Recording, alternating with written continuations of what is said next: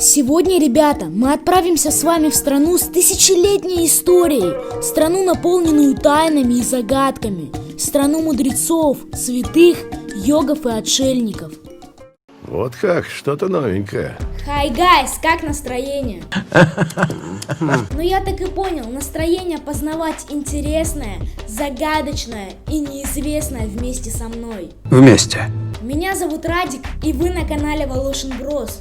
Go в Индию за самыми сочными фактами. Для начала предлагаю вспомнить, что мы знаем об Индии. Индия – это страна специй. Представьте только, 70% специй по всему миру прибывает именно из этой страны. В Индии 6 времен года вместо 4. По мне, так это очень непривычно. В Индии создали самый дешевый автомобиль в мире. Он называется Tata Nano. В Москве, кстати, их стали активно использовать для доставки. Ну и, конечно, кто же не знает Тадж-Махал? А ну выходи, покажись. Плохо, такие великие памятники культуры надо знать. Дворец является одной из визитных карточек этой страны. Многие видели фотографии величественного мавзолея из белого мрамора, но не каждый знает, что он символ любви, неподвластной времени и обстоятельствам. А теперь, ребята, я вам расскажу совсем о другом, о загадках Индии.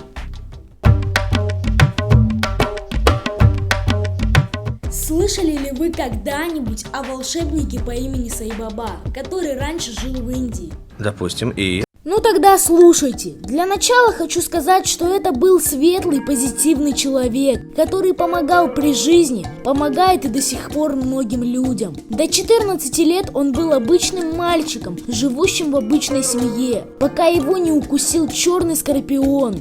2 месяца его лихорадило, и он вел себя очень странно. То кричал, то хохотал, то плакал. Когда же он неожиданно пришел в себя, юноша объявил всем, что он Сай-Баба, известный на то время гуру в Индии, умерший в 1918 году. Хотя на дворе был 1940 год. Это все предыстория. По факту Сай-Баба проповедовал у себя в ашраме единобожие, а между тем совершал чудеса.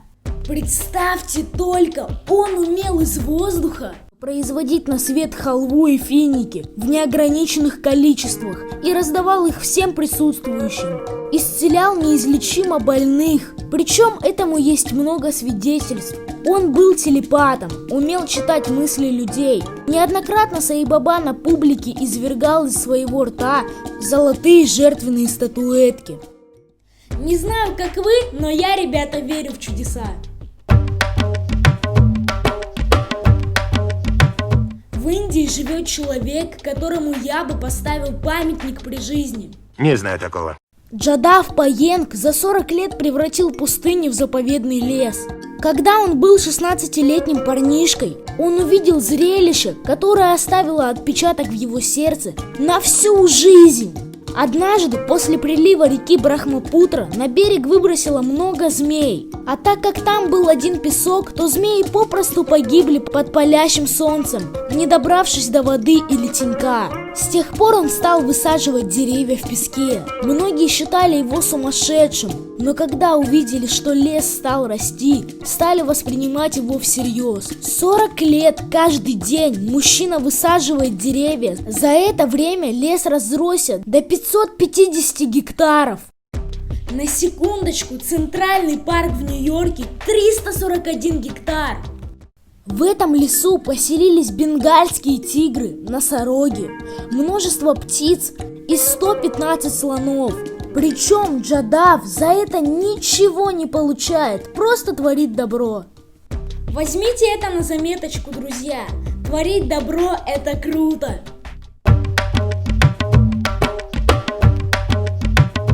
А знаете ли вы, что шахматы придумали в Индии?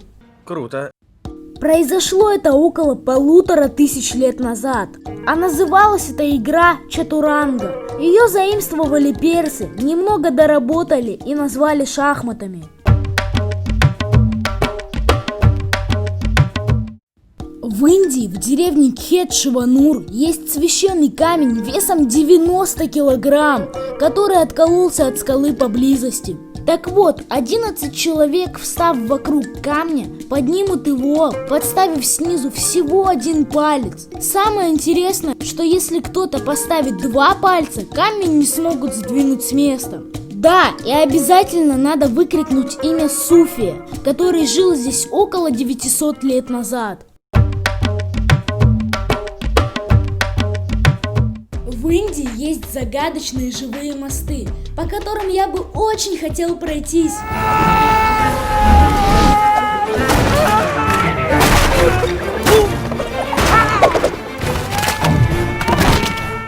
Как такое возможно? У этих мостов нет ни металлических частей, ни бетонных опор, и не было срублено ни одного дерева, хотя они полностью деревянные.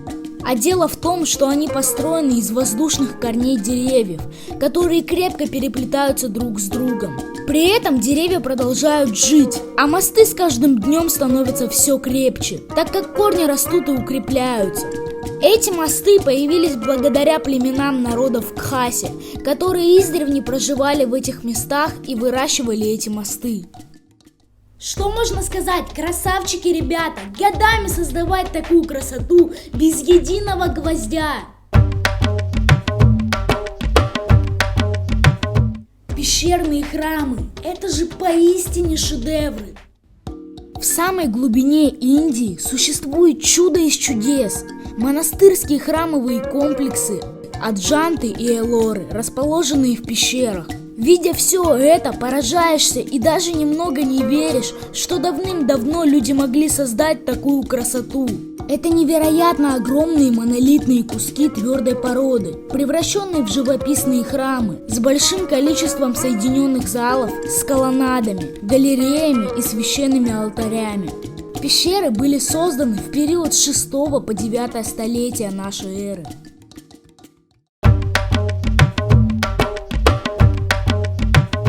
Конечно же, сказочное место Шамбала.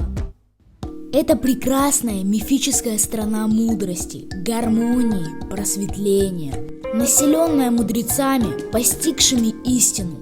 Точное местонахождение этой дивной страны никто не знает, но по предположениям она находится высоко в горах Тибета. Для некоторых людей тот факт, что она никогда не была найдена, объясняется очень просто. Многие считают, что Шамбала лежит на самом краю физической реальности, как мост, соединяющий этот мир с тем, который находится за его пределами.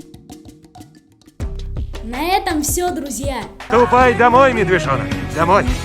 Конечно же, я вас попрошу подписаться и поставить лайк. А как иначе? Что же делать? Я ведь стараюсь для вас, и мне важно видеть ваше мнение. Всем позитива и добра. До скорых встреч. Пока!